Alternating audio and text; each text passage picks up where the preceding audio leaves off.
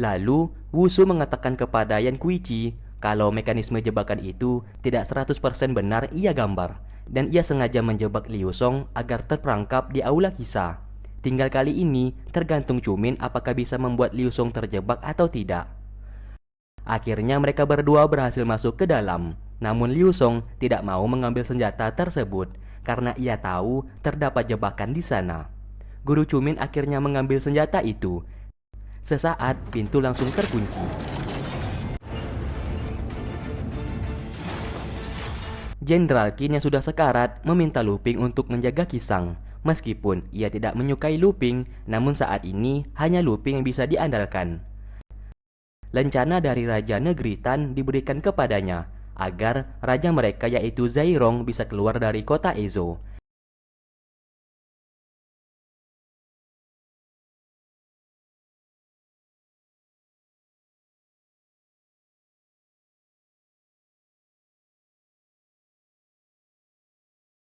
Jenderal Qin yang sudah sekarat akhirnya menghembuskan nafas terakhir di pelukan Kisang. Hal tersebut membuat Kisang sangat bersedih. Lu Ping mengatakan kepada Zairong kalau ia beserta Sifan akan menggantikan posisi Jenderal Qin untuk membawa sang raja keluar dari kota Ezo. Zairong sangat bangga melihat mereka berdua. Di lain sisi, Liu Song seketika menggunakan kekuatan pikiran dan memanipulasi pikiran Chumin. Sedikit info, Liu Song merupakan pengguna kekuatan pikiran yang terkuat, maka dari itu ia ditakuti oleh kakak seperguruan bintang biduk. Geng Sanhai akhirnya berhasil menemukan tempat tinggal Zairong. Lu Ping tentu saja tidak akan ambil diam, ia pun melawan pria tersebut. Sifan juga datang membantu, namun justru mereka berdua dengan mudah dikalahkan. 哦，跑了是吧？啊，我也是看你老惦记我的门牙，瘆得慌。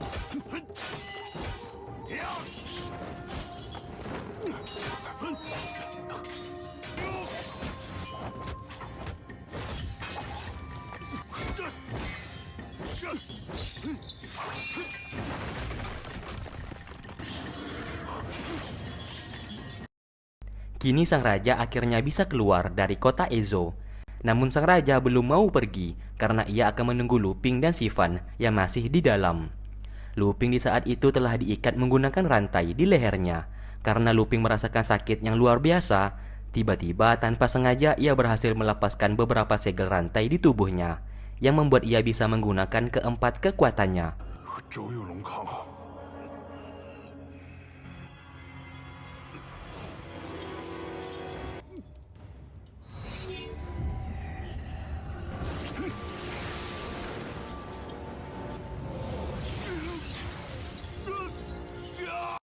Dari belakang, Sifan menusuk pria tersebut, dan Lu Ping langsung menghajarnya hingga dua gigi pria tersebut menjadi patah. Lu Ping mengatakan itu semua merupakan balas dendamnya karena pria tersebut yang memaksa guru Gu menjadi tewas, dan pria itu juga yang membuat Jenderal Qin meninggal. Dan pada akhirnya pria tersebut tewas di tempat. Lu Ping dan Sifan akhirnya berhasil keluar dari kota Ezo, dan mereka semua sangat senang melihat Lu Ping dan Sifan berhasil selamat.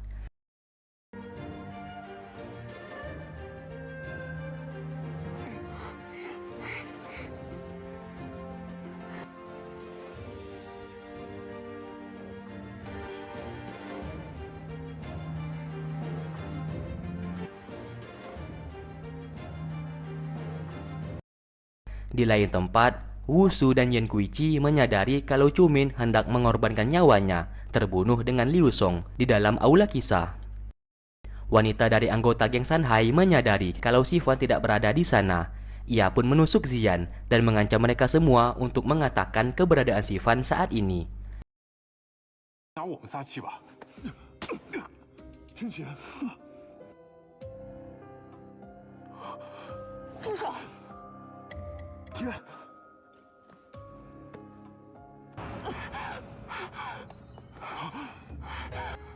就钉在这墙上，让 Lu Ping dan Sifan akhirnya datang ke sana dan mengatakan kalau anggota geng Sanhai semuanya telah dikalahkan. Wanita tersebut menggunakan Zian untuk diancam agar ia bisa pergi dari sana. Setelah itu, Luping datang ke aula kisah dan membantu mereka berdua untuk menghancurkan pintu tersebut. Namun di dalam, Liu Song dan Chu Min sudah tidak ada. Wushu sangat tidak menyangka kalau Liu Song bisa tahu sebuah pintu rahasia agar bisa keluar dari tempat itu.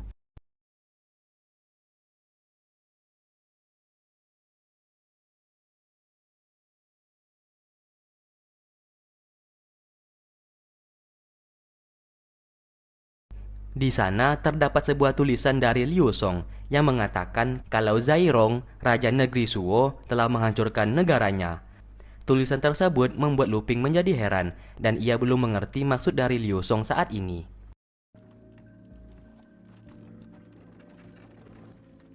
多年未曾使用，行路有些缓慢。老师，宅贼狡诈，还是也罢。此番拿到此物，总有找宅贼算账。当年七砂堂的密道，还是我与陈峰师弟一起研究。出命。 Raja Zairong datang ke sana dan ia meminta perguruan bintang biduk untuk bekerja sama dengan kerajaan agar bisa membasmi geng Sanhai. Alasan Liu Song bersikeras mengambil senjata pinus abadi karena di dalam senjata itu terdapat sebuah surat perintah dari keluarga Liu dan Liu Song ingin menggunakan itu untuk mengacaukan dunia. Guru Lin mengatakan untuk tak usah khawatir karena di pedang tersebut sudah disegel oleh pemimpin perguruan bintang biduk sebelumnya, yaitu ayahnya Luping yang bernama Ling Xiutan. Dan kunci itu tidak akan bisa dibuka oleh semua orang di dunia, termasuk Liu Song. Singkat cerita, di saat sang raja hendak pulang, Zairong memanggil Ziyan. Sang raja meminta Ziyan untuk memata-matai gerak-gerik Yan Kuichi. Karena Ziyan merupakan orang yang paling dekat dengan Si Fan, sang raja mencurigai ada sesuatu hal yang disembunyikan oleh Yan Kuichi. Sang raja berjanji apabila Ziyan menuruti permintaannya, ia akan membuat Si Fan dan Ziyan bisa hidup bahagia selamanya. Hal tersebut membuat Ziyan menjadi bingung dan gelisah.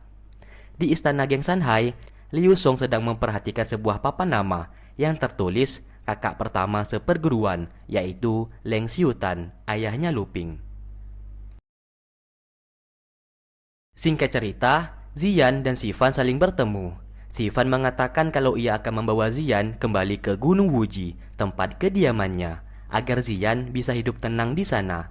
Tentu saja Ziyan merasa bahagia setelah mendengarkan hal tersebut. Lalu, Qisang memberikan penghormatan terakhir kepada mendiang kakaknya. Begitu juga dengan Rui yang sangat berbela-sungkawa atas kematian Jenderal Qin. Tak lama kemudian, sang raja datang ke sana untuk memberikan penghormatan terakhir. Zairong mengatakan ia akan menobatkan Qisang sebagai pemimpin prajurit untuk menggantikan kakaknya. Dan ia yakin Qisang pasti sanggup menjadi seorang pemimpin prajurit Longji. 追随陛下之心与哥哥一样。目前，你只需要把你哥哥的丧事办好。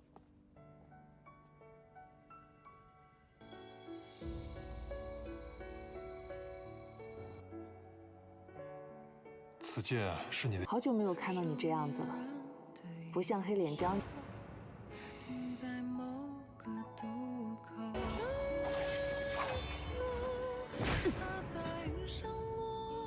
桑儿，不为虑。我有世界上最好的哥哥。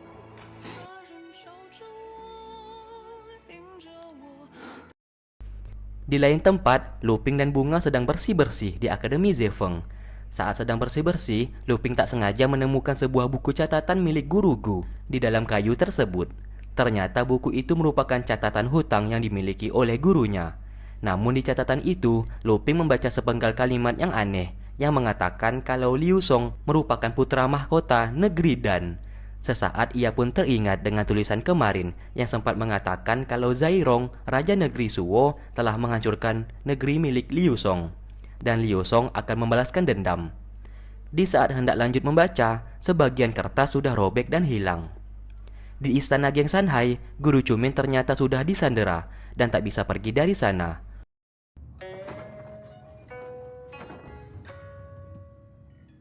严谨，看来你们是打算把我关在这儿。你觉得被囚在此处陷害？ Guru Jin hendak membunuh Chumin karena Chumin dianggap sebagai orang yang nantinya dapat melemahkan Liu Song dalam menjalankan misi. Untung saja Liu Song datang ke sana dan mencegah tindakan gurunya itu. Di sini, Liu Song tahu kalau pedang pinus abadinya telah disegel dan ia tak bisa membuka kunci tersebut. Ia tahu kalau orang yang menyegel pedang itu bukanlah Leng Xiutan, melainkan kakak seperguruannya sendiri yang bernama Lu Chefeng. Maka dari itu ia memerintahkan Guru Jin untuk mencari Lu Chefeng, karena hanya orang itulah yang dapat membuka segel di pedang tersebut. Guru Chumin menanyakan apa yang sedang direncanakan olehnya. Liu Song menjawab apabila pedang pinus abadi berhasil dibuka, Guru Chumin akan mengetahui jawabannya.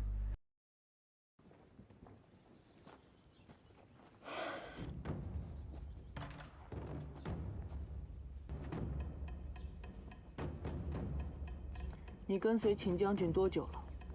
末将自入龙劫军，但是不要忘了，你们是大帅，就沮丧颓废，荒废军务。不辱没龙劫军的名号，不辱没龙劫。小姐，陛下的旨意更好端端的，封我做郡主干什么？ Singkat cerita, sang raja memanggil Kisang. Di sana ia tahu kalau Liu Song pasti mencari Lu Chefeng untuk membuka segel pedang pinus abadi, dan ia juga mencurigai gerak-gerik Yan Kuichi. Maka dari itu ia ingin membuat pernikahan palsu antara Kisang dan Sifan, dan pernikahan itu hanyalah pura-pura supaya Kisang bisa mencari informasi yang lebih dalam di Gunung Wuji milik Yan Kuichi. Awalnya Kisang menolak karena ia sudah bertunangan dengan Luping. Namun sang raja menentang Kisang bersama Luping karena ia beranggapan Luping tidak pantas untuknya. Karena keputusan raja telah bulat, Kisang mau tidak mau menuruti perintah tersebut. Di lain tempat, Sutang telah berada di lembah Moyu, tempat tinggal Molin. Dan terlihat Molin sedang membuat sebuah racikan obat agar bisa menyembuhkan luka Sutang. Namun, Sutang yang datang menghampirinya malah menjadi marah karena Molin membohongi semua orang kalau mereka berdua telah menikah. Sutang akhirnya pergi dari sana. Molin yang mengejarnya langsung mencegat Sutang di pohon. Dari sinilah Molin akhirnya menyatakan isi hatinya kalau ia sangat mencintai Sutang. Sutang sesaat langsung terdiam setelah mengetahui kalau Molin menyukainya. Namun sialnya, anak buah Molin justru datang ke sana dan mengacaukan momen tersebut yang membuat Sutang menjadi malu dan pergi dari sana. Singkatnya, Sutang tak sengaja melihat bunga Osmanthus, bunga yang digunakan oleh Molin tadi dalam membuat obat. Ia pun tak sengaja mendengarkan percakapan orang-orang sekitar kalau Molin sangat alergi dengan bunga tersebut. Namun demi Sutang, Molin dengan rela memegang bunga itu. Sutang sesaat teringat di saat ia melihat Molin menggaruk-garuk tangannya. Ia pun akhirnya menyadari kalau Molin melakukan semuanya ini demi dirinya. Di saat ia hendak menemui Molin, ia justru lupa jalan pulang. Alhasil ia pun tersesat di sana. Dan part ke-16 pun selesai. Oke, terima kasih buat kalian yang sudah stay tune terus di channel ini dan menunggu video-video yang aku upload. Sampai berjumpa di part berikutnya. Wassalamualaikum warahmatullahi wabarakatuh.